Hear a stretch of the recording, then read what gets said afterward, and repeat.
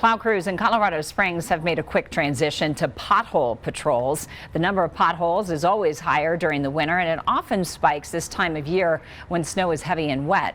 So far in 2024, Colorado Springs road crews have filled about 16,000 potholes. 12,000 of those were just filled in the last 6 weeks. Road crews constantly watch for them, and they also depend on the public to report them. We have the largest infrastructure of any municipality in the state of Colorado, so there could be potholes out there that we don't know about. The more folks call them in and put us on notice, the more we know to get out there and get them filled.